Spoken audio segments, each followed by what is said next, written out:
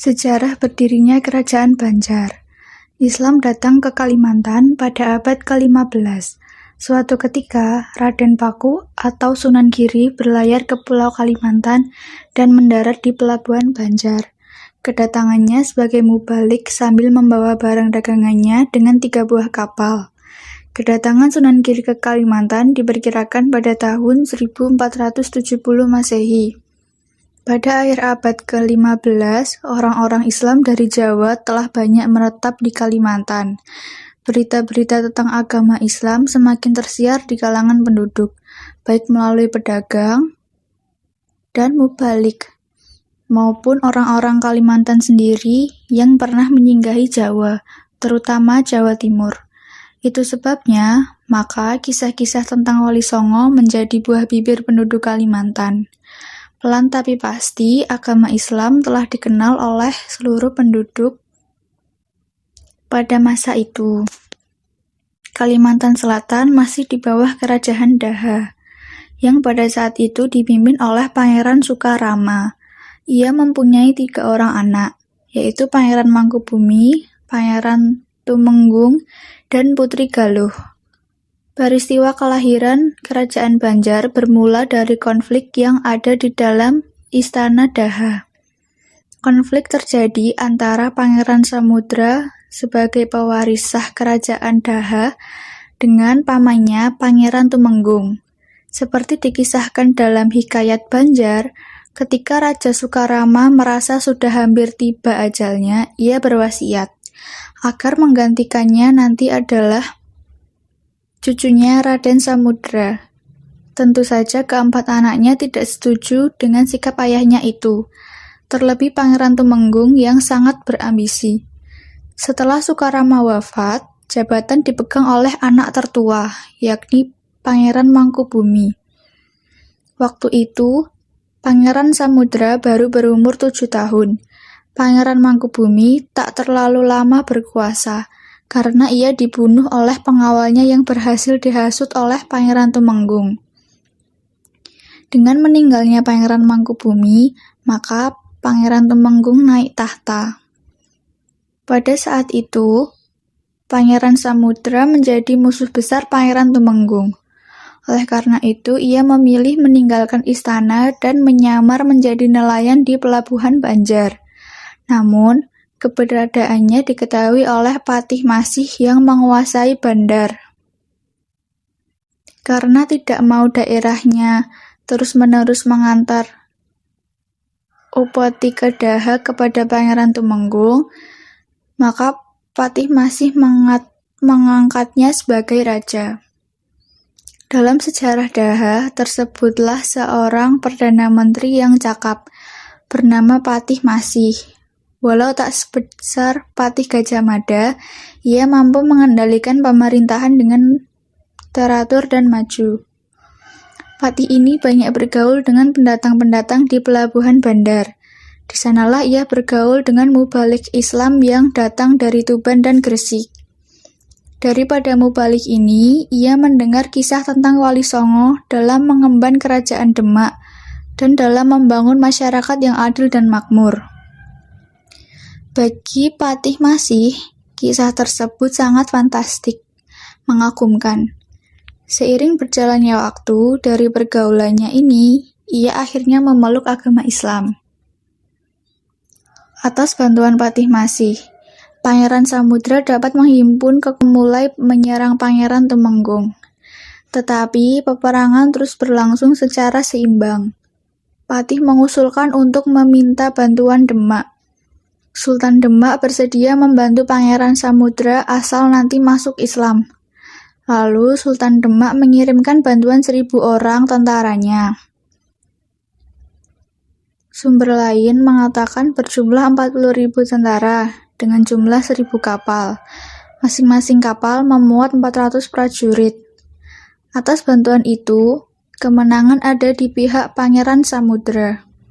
Sesuai dengan janjinya, ia beserta seluruh kerabat keraton dan penduduk Banjar menyatakan diri masuk Islam. Setelah masuk Islam, ia diberi nama Sultan Suryanullah atau Suryansyah. yang dinobatkan sebagai raja pertama Kerajaan Banjar. Yang B.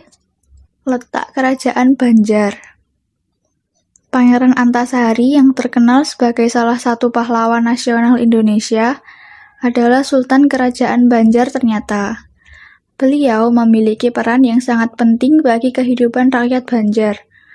Walaupun masa kejayaan Banjar sudah terdeteksi sejak pemerintah Sultan Suryansyah, tetapi Pangeran Antasari enggaklah penting perannya.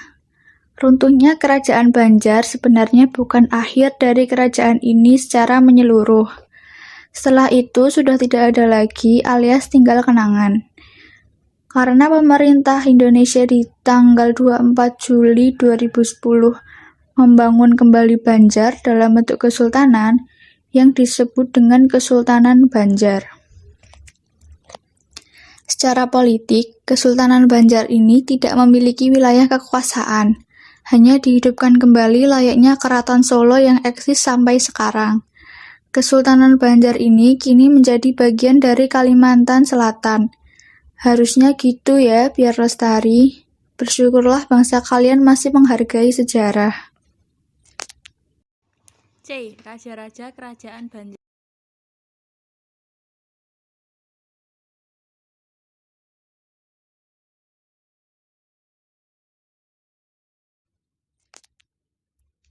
Peristiwa penting Kerajaan Banjar. Kerajaan Banjar juga disebut sebagai Kerajaan Islam karena agama Islam sebagai agama negara jelas terlihat pada masa pemerintahan Sultan Adam Al-Wasik Billah. Namun, sayangnya Kesultanan Banjar atau Kerajaan Banjar telah lama tidak diangkat ke permukaan.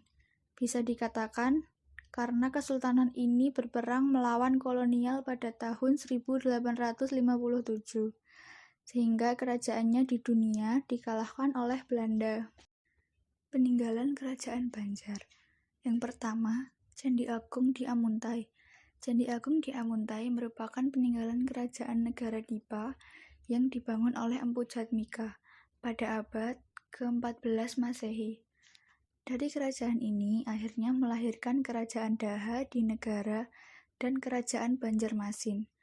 Menurut cerita, Kerajaan Hindu negara Dipa berdiri pada tahun 1438 di persimpangan 3 aliran sungai, Tabalong, Balangan, dan Negara.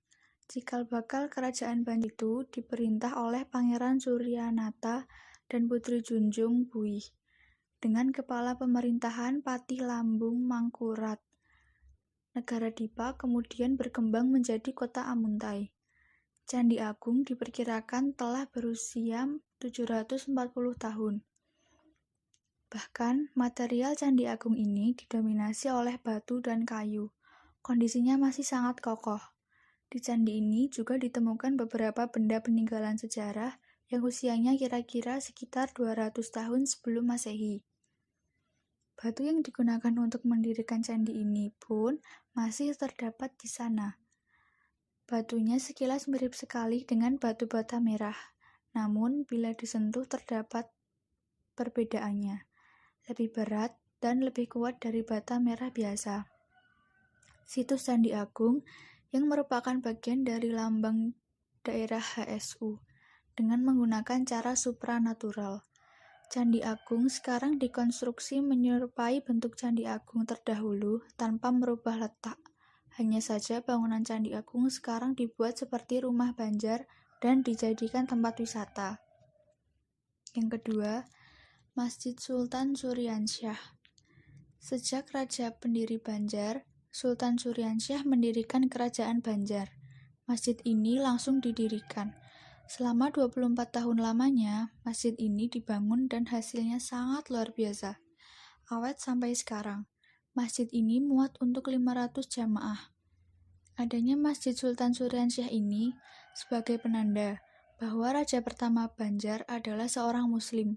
Baru masuk Islam pertama, beliau langsung mendirikan masjid. Masjid ini terletak di Kelurahan Kuin Utara, Banjarmasin. Masjid ini sangat indah dengan tambahan pemandangan Sungai Kuin yang memukau. Walaupun sudah pernah direnovasi sebanyak 3 kali, tetapi masjid ini masih tetap kokoh dan sangat berwibawa, menandakan kewibawaan Pangeran Samudra atau Sultan Suryansyah. Yang ketiga, Masjid Al-Karomah.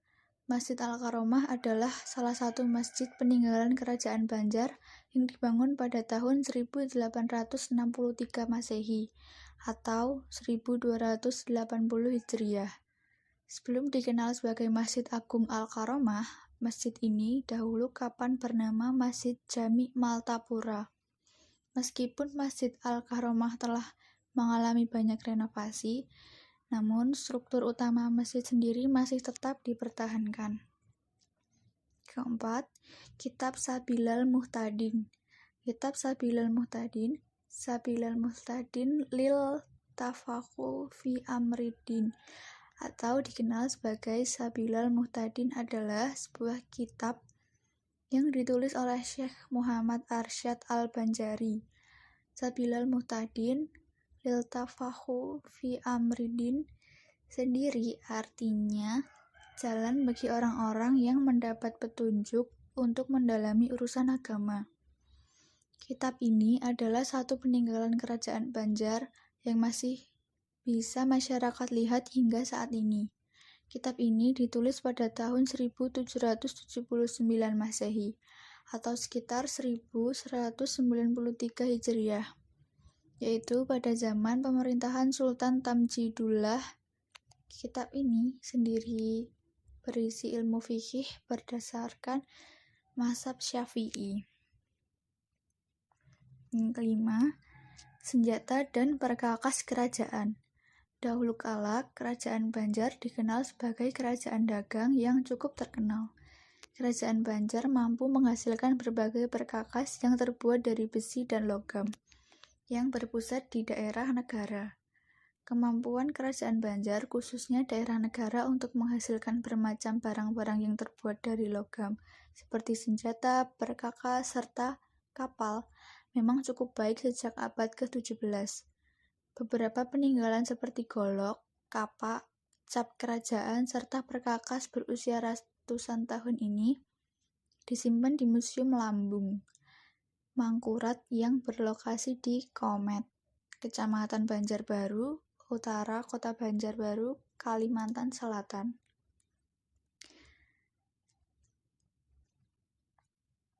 Yang keenam, Makam Sultan Suryansyah. Peninggalan lain dari kerajaan Islam yang di Provinsi Kalimantan adalah Makam Sultan Suryansyah atau Jaya Samudra yang terletak di Komplek Makam Sultan Suryansyah di Kecamatan Banjarmasin Utara, Banjarmasin, Kalimantan Selatan. Jaya Samudra adalah Raja Banjar pertama yang diketahui memeluk agama Islam. Ia dikenal dengan gelar Sultan Suryansyah atau Sultan Suryanullah. Gelar tersebut merupakan pemberian dari bangsa Arab yang pertama datang ke Banjarmasin. Sultan Suryansyah sendiri diketahui memerintah Kerajaan Banjar dari tahun 1500 sampai 1540 Masehi. Yang ketujuh, Makam Sultan Mustaqim Billah. Pangeran Senapati bergelar Sultan Mustaqim Billah adalah Sultan Banjar keempat yang telah memerintah Kerajaan Banjar antara tahun 1595 sampai 1642. Sultan Mustaqim Billah adalah putra sulung dari Sultan Banjar III, yaitu Sultan Hidayatullah. Makam Sultan Mustaqim Billah terletak di Desa Tangkas, Kecamatan Martapura Barat, Martapura, Kabupaten Banjar, Kalimantan Selatan. Makam Sultan Mustaqim Billah sendiri menjadi makam terakhir dari 5 makam raja yang telah ditemukan. Konon, pada saat pertama kali makam tersebut ditemukan berada di bawah kaki pohon kasturi. Nah, makam ini pun menjadi peninggalan selanjutnya dari Kerajaan Banjar. Selanjutnya, Makam Sultan Inayatullah. Peninggalan Kerajaan Banjar selanjutnya adalah Makam Sultan Inayatullah yang terletak di desa dalam pagar. Martapura Timur, Banjar, Provinsi Kalimantan Selatan. Sultan Inayatullah bernama asli Pangeran Dipati Tuhan. I Sultan Inayatullah adalah Raja Banjar yang memerintah antara tahun 1636 sampai atau 1642 sampai 1645. Sultan Inayatullah merupakan gelar resmi yang kerap digunakan dalam khutbah Jumat di masjid. Sementara gelar lain yang dipopulerkan bagi dirinya adalah Ratu Agung. Ia sendiri adalah putra dari Sultan Mustaqim Billah yang dilantik sebagai Sultan Muda.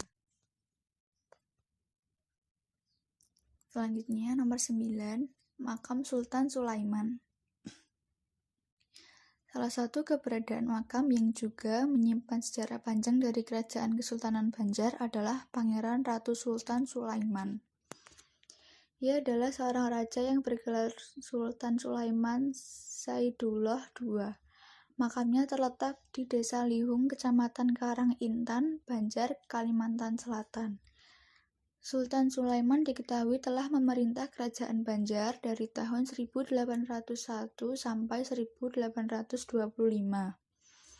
Sultan Sulaiman sendiri diketahui wafat pada 3 Juni 1825 atau 4 Rabiul Awal 1240.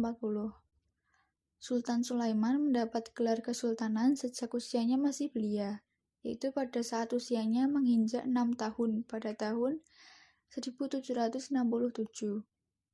Karena hal tersebut, ia pun pada akhirnya dijuluki juga sebagai Sultan Muda. Yang terakhir, makam Syekh Muhammad Arsyad Al-Banjari. Peninggalan lain yang tak kalah menarik adalah makam dari ulama terkenal bernama Syekh Muhammad Arsyad Al-Banjari yang lahir di Lok Gabang pada tanggal 17 Maret 1710. Ia sendiri adalah ulama fikih mazhab Syafi'i yang cukup berpengaruh pada penyebaran agama Islam di Banjar. Syekh Muhammad Arsyad Al-Banjari hidup pada masa tahun 1122 sampai 1227 Hijriah. Sementara wafat pada 3 Oktober 1812 di dalam pagar. Salah satu karya terkenal dari ulama besar yang dikenal dengan julukan Datu Kalampayan ini adalah kitab berjudul Sabilal Muhtadin. Penyebab keruntuhan Kerajaan Banjar. 1. Perebutan kekuasaan keturunan Sultan Adam. Terdapat 3 kelompok yang bersaing untuk mendapatkan kekuasaan Kerajaan Banjar. Kelompok tersebut adalah Prabu Anom, Tamjidillah, dan Hidayatullah. Rakyat Banjar sangat memilih kelompok Hidayatullah sebagai penerus kekuasaan karena tanggung jawabnya. Walaupun begitu, Belanda pada akhirnya mengangkat Tamjidillah. Pengangkatan ini yang menandai keruntuhan Banjar. Yang kedua, keinginan VOC dan Belanda memonopoli perdagangan di Banjar. Pada awalnya, VOC berusaha memonopoli perdagangan di Banjar. Hal tersebut dikarenakan Banjar menguasai komoditas lada, sehingga hal itu menggiurkan di mata VOC. Usaha mereka melobi pemerintahan Banjar gagal, hingga akhirnya mereka memakai jalan kekerasan dan berhasil. Setelah VOC, Belanda juga ingin memonopoli perdagangan di Banjar sekaligus menguasainya. Belanda menggunakan strategi adu domba antara Prabu Anom, Tamjidillah, dan Hidayatullah. Siasat Belanda berhasil. Hanya saja, perjuangan Banjar masih diteruskan oleh Pangeran Antasari. Yang ketiga, Belanda berusaha menguasai Banjar dengan berusaha menyerang dan menangkap Pangeran Antasari. Serangannya berhasil, akan tetapi penangkapannya selalu gagal. Setelah Pangeran Antasari wafat, perjuangannya diteruskan oleh Sultan Muhammad Seman. Perjuangan berlanjut hingga Sultan Muhammad Seman gugur pada 1905 dan Banjar akhirnya runtuh.